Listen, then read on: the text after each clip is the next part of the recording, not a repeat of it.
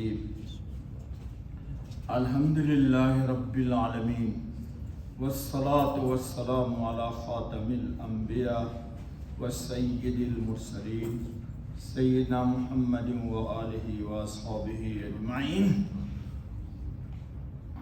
دوستو، ہمارے درس میں آج کل چل رہا ہے اللہ رب العزت کی ذات و صفات کا تعارف۔ صفات پہ تو ابھی کوئی گفتگو نہیں ہوئی، ذات تک ہم پہنچنے کی کوشش کر رہے ہیں، اور صفات بھی اللہ کی اس لیے بیان کی گئی ہے یا جاتی ہے کہ صفات کے ذریعے انسان اس ذات تک پہنچنے کی کوشش کرے۔ وہ ذات کہ لا تراہ العیون، کسی آنکھ نے اس کو دیکھا نہیں، ولا تخالطہ الظنون، اور ان کی عظمت و کبریائی کی شان کو کوئی سوچ بھی نہیں سکتا۔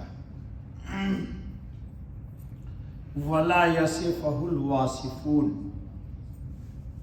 اور وہ قدیم ذات ہے، ہم نہیں تھے تو تھا، ہم نہیں رہیں گے پھر بھی رہے گا۔ ہماری حیات ایک لیمیٹڈ لائف ہے اور وہ ان لیمیٹڈ ذات ہے، تو محدود غیر محدود کو کیسے بیان کرے گا؟ جی ممکن ہی نہیں ہے۔ خیر دوستو، آج ہمارے درس کا ماحصل ہے کہ ہمارا جسم دو چیز سے بنا ہوا ہے، ایک کثیف، کاف فا یا فا، کثیف، اور ایک ہے لطیف۔ یہ جو ہمارا گوشت، پوشت، ہڈی، چمڑا، کھال، اتڑی، ہیالہ، گردہ، کلیجی، پھپھڑا، جو کہو، یہ سب کثیف ہے۔ کثیف کا مطلب فنا ہو جائے گا، مٹ جائے گا، ختم ہو جائے گا۔ اور ایک چیز ہمارے پاس اندر ہے لطیف، وہ ہے ہماری روح اور آپ کی روح۔ روح سڑتی نہیں، گلتی نہیں، جلتی نہیں۔ انسان سے میں گفتگو کر رہا ہوں، اللہ کی بات نہیں کر رہا۔ کوئی بھی انسان کسی کی روح کو چاہے جلا دے، ناممکن ہے۔ جی روح کو قید کر دے، یہ ناممکن ہے۔ جسم کو قید کیا جا سکتا ہے، اور بہت سارے لوگ قید میں ہوتے ہیں۔ اللہ تعالیٰ دنیا اور آخرت قید سے ہم سب کی حفاظت کرے گا۔ جی کر لے بند بابا۔ تو جسم پر مجھے کثیف پر کوئی گفتگو نہیں کرنا، لطیف پر گفتگو کرنا ہے۔ تو ہماری روح ایک لطیف چیز ہے، لیکن روح کی روح کیا ہے؟ روح کی حیات کیا ہے؟ روح کی بات بہت اونچی ہے، بغیر سمجھا سکا میں تو۔ روح ہے نا ہماری روح، تو روح کی حیات کیا ہے؟ یعنی روح کس چیز سے جیتی ہے، یا روح کی اپنی زندگی کیا ہے؟ کہو اللہ اکبر۔ اللہ اکبر۔ تو آٹا، روٹی، چاول، گوشت، مچھلی، ایوری تھنگ جو آپ کھلاتے ہو، یہ سب کثیف سے بن کے آیا ہے، مٹی سے۔ اور مٹی کے بدن کو کھلا کر کے موٹا کر لو یا دبلا کر لو، پر اتنا نہ کھاؤ کہ تم اس کو موٹا کرو اور تم کو اپنے سونے، بیٹھنے، جاگنے میں تکلیف ہو، اور پھر بوتل کا پانی لے کے بھاگو سمندر کے کنارے۔ 1 گھنٹہ مت بھاگو، 1 گھنٹہ کھڑے ہو کے عبادت کرو، روح میں ترقی ہو جائے گی۔ لیکن انسان دیکھو پیسے خرچ کر کے جم میں جا رہا ہے، اب بغیر پیسہ خرچ کیے ہوئے روح کی حیات کی ترتیب نہیں کر رہا ہے۔ لوگ جوائن نہیں کرتے، چلو کر لینے والے، اس سے میرا جھگڑا نہیں بابا۔ تو روح کی حیات، روح کی زندگی انسان مر جاتا ہے، موت آ جاتی ہے، تو موت کس پہ طاری ہوتی ہے؟ جسم پہ یا روح پہ؟ جسم پہ طاری ہوتی ہے۔ دفن آپ جسم کو کرتے ہیں یا روح کو کرتے ہیں؟ جسم کو کرتے ہیں۔ لیکن اس جسم میں جو روح ہے ہماری، اس روح کی حیات کیا ہے؟ تو میرے دوستو بزرگوں، روح کی حیات، حیات سمجھتے ہو نا، جس سے زندگی حاصل ہوتی ہے، جی انسان متحرک ہوتا ہے جس کی وجہ سے، تو روح کی حیات اللہ ہے۔ روح کی حیات کیا ہے؟ اللہ۔ اب ایک بات اور، ذرا تھوڑی دیر کے لیے ہمارے ساتھ رہو، باہر مت گھومو پھرو اس کو۔ ہم نے ایک لفظ کہا اللہ، یہ لفظ الف ہے، لام ہے، دو بار، لام مشدد ہے، تشدید والا، اور اس کے بعد آتا ہے ہا، اللہ۔ تو ایک تو لفظ اللہ ہے، کس کا نام؟ عرش عظیم کے رب کے مالک کا نام، یا کائنات عالم کے مالک کا نام اللہ ہے۔ لیکن اللہ کا لفظ، اس کے پیچھے ایک بہت عظیم الشان، بہت بلند بالا ایک قوت، ایک طاقت ہے، اور وہ طاقت اور قوت ایسی ہے جس کو اصلی حیات حاصل ہے۔ کیا حاصل ہے اس کو؟ اصلی حیات۔ اس پہ کبھی کوئی زوال نہ آیا نہ آئے گا، وہ کسی سے کبھی مغلوب نہیں ہوگا، وہ ہمیشہ غالب ہی رہے گا۔ قرآن نے کہا واللہ غالب علی امرہ، جی قرآن نے کہا اللہ کی شان کیا ہے؟ اذا اراد شیئا ان یقول له کن فیکون۔ اللہ جب چاہتا ہے کسی چیز کے ہونے کے لیے کہ ہو جا، وہ چیز فوراً ہو جاتی ہے۔ تو معلوم یہ ہوا کہ اس اللہ کے پیچھے، یہ تو ایک لفظ ہے نا بابا، ایک لفظ ہے جس سے ہم اس کو پکارتے ہیں، لیکن اس لفظ کے پیچھے ایک بہت بڑی عظیم ذات ہے، بہت بڑی عظیم ذات ہے۔ وہ ذات کون ہے؟ جس کا یہ اسم ہے، یعنی یہ اسم کسی مسمى کا ہے، یہ ایک اسم ہے اللہ۔ اس اسم کے پیچھے ایک ذات، ایک مسمى ہے، اصل حیات اسی کو حاصل ہے، بقیہ کائنات عالم میں کسی کو حیات حاصل نہیں ہے۔ اسی لیے قرآن کریم نے ایک بات کہی ہے کہ کل من علیہا فان وَيَبْقَى وَجْهُ رَبِّكَ ذُو الْجَلَالِ وَالْإِكْرَامِ۔ جی قرآن نے دوسری لفظوں میں کیا کہا؟ کل نفس ذائقۃ الموت، ہر ذی روح جو نفس سانس لیتی ہے، سب پہ موت آ جائے گی۔ اللہ رب العزت سانس سے بے نیاز ہے، اللہ پاک سانس سے بے نیاز ہے، وہ سانس نہیں لیتا، جی وہ سانس بند کر دیتا ہے جس کی چاہتا ہے، وہ جس کی چاہتا ہے سانس بند کر دیتا ہے۔ تو اب چلو تھوڑا سا بات سمجھو، آگے جائیں گے تو تم نہیں سمجھ پاؤ گے۔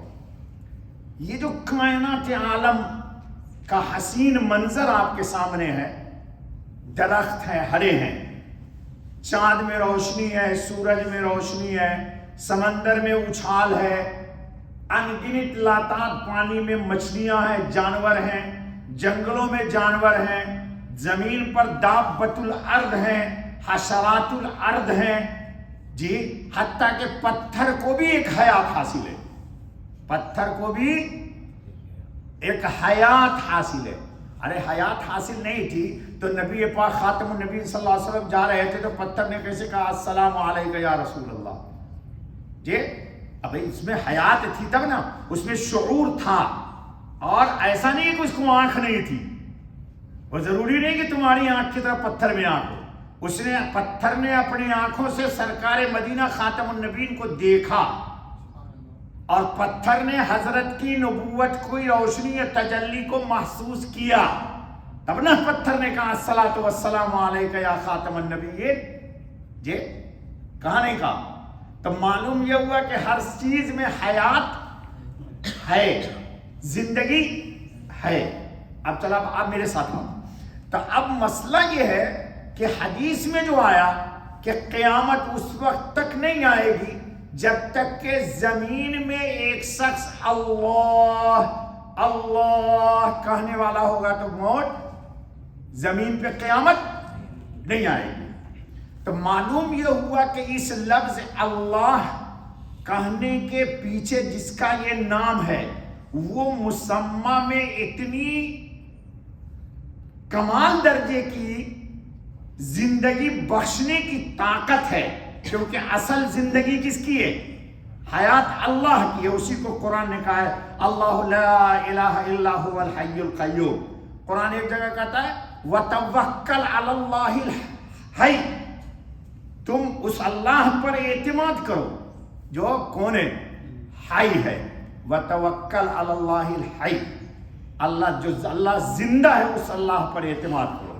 یہ بات کیوں کہی جا رہی ہے بار بار؟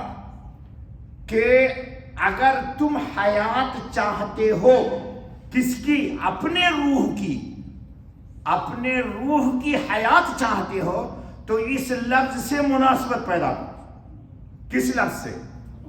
اللہ اللہ اللہ کے لفظ سے جب مناسبت پیدا کرو گے تو جب اس لفظ سے کامل تم کو مناسبت ہو جائے گی تو تمہاری روح کے اندر بھی اس کی جانب سے ایک حیات آ جائے گی۔ جب حیات آئے گی اس کی جانب سے تو چونکہ یہ حیات وہ عطا کرے گا، پھر اس کی تجلی اور اس کے نور کو تم محسوس کر سکو گے، اور یہی تمہارے لیے دنیا میں بھی اور یہی تمہارے لیے آخرت میں بھی نجات کا ذریعہ ہوگا۔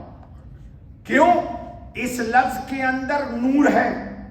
قرآن نے کہہ دیا یوم تری المؤمنین والمؤمنات یسعی نورهم بین ایدیہم وبایمانہم بشراکم اليوم جنات تجری من تحتها الانہار خالدین فیہا ذلک هو الفوز العظیم۔ اور اس کے اگینسٹ میں کیا کہا؟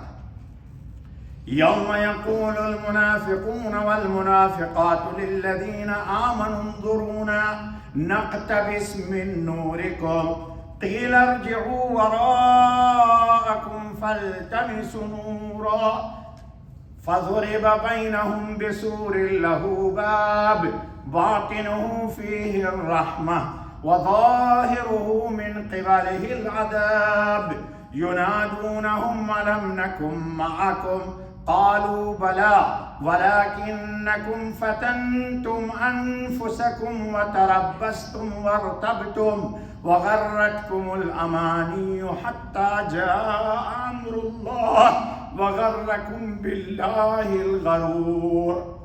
اللہ اکبر۔ قرآن کو ذرا پڑھا کرو دوستو، قرآن بہت حیات بخش چیز ہے۔ کیا کہا؟ اس میں ترجمہ کریں گے تو لمبا وقت ہو جائے گا۔ ایمان والے کو چونکہ اللہ کے لفظ سے مناسبت ہوئی تو لفظ کے پیچھے ایک ذات ہے، اب وہ ذات کون ہے؟ جو کائنات عالم کا نور ہے۔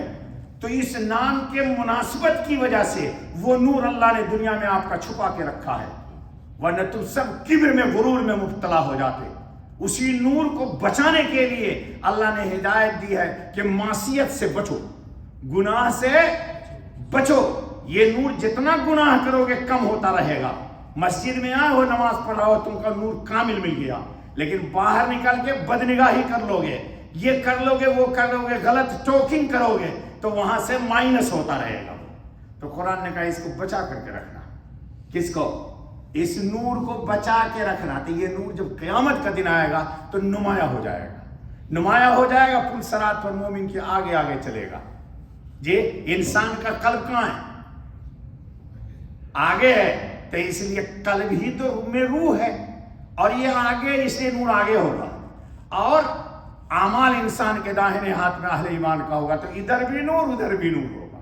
मुफस्सिरीन कहते नहीं, ये नूर फैल जाएगा, हर चार जानिब नूर होगा। अब बेईमान चूंकि न अल्लाह को मानता था, न इस्लाम को तस्लीम करता था, और न इस्लाम का जिक्र करता था, इसलिए उनके पास कोई नूर नहीं होगा। बेशक वो यहाँ एकोमोडेशन में एक साथ रहते हैं, एक मेस में खाना खाते हैं, एक कंपनी में रहते हैं, वो कहेंगे अरे भाई तेरे साथ नूर है, हमारे साथ नूर नहीं है, थोड़ा ठहरो तो सही, उन्जुरूना, ठहरो, नक्तबिस मिन नूरिकुम, तुम्हारे नूर से मैं फायदा हासिल कर लूं। यानी हाईलाइट तो तुम्हारे पास है, तो मेरी गाड़ी का हेडलाइट फ्यूज हो गया तो मैं भी तुम्हारे साथ हूं। तो कहेगा नहीं बाबा, यहाँ ये नूर नहीं मिलता, जे फल कहाँ, चलो पीछे पलट के नूर मिलेगा। वो समझेगा यही मिलेगा, मकसूद होगा दुनिया में ये नूर मिल रहा था, जहां तुमने इसकी कदर नहीं की, वो समझेगा यही। बस जैसे पलट के पीछे देखेगा, अल्लाह कहते फज़रिब बैनहुम बिसूरिन लहू बाब, इनके और उसका अहले ईमान मुनाफिक के दरमियान एक दीवार हाइल हो जाएगी। ये आगे निकल जाएगा, एडवांस हो जाएगा, ये पीछे रह जाएगा। तो दोस्तों कहना यह है कि रूह की हयात क्या है? अल्लाह। क्या हयात है? और रूह पे कभी मौत नहीं आती। क्यों नहीं आती? कुरान ने इशारा कर दिया है। अभी सब कहां सब तफसीर बता चुका हूं आपको जी। अल्लाह कहते हैं इंसान, तुझे पता कुछ, वनफ़ख़्तु फ़ीहि मिन रूही, मैंने अपनी जी, अपना जीवन, अपना जी, अपनी हयात तेरे अंदर डाल दी है। ये तेरी नहीं है, ये मेरी एक अमानत है। थोड़े दिन के लिए दिया मैंने तुमने, अब इस थोड़े दिन में तू ये कर ले, जो चाहे कर ले, आना तुझे मेरे ही पास है। तो असल हयात क्या है दोस्तों? कल्ब की अल्लाह। क्या हयात है? इसीलिए जब दुनिया में इस नाम को लेने वाला नहीं रहेगा, तो इस नाम के पीछे एक हयात है, तो उस हयात से दुनिया महरूम हो जाएगी। तो जैसे महरूम हो जाएगी दुनिया की, मौत का वक्त आ जाएगा, अल्लाह कहेंगे दुनिया को मिटा दो बस। चल दोस्तों राने, बस ज़्यादा मत कर, थक जाता हूँ मैं। सुभान अल्लाह बिहम्दिही, सुभान अल्लाहिल अज़ीम, सुभानक अल्लाहुम्मा व बिहम्दिक, अशहदु अल्ला इलाहा इल्ला अंत।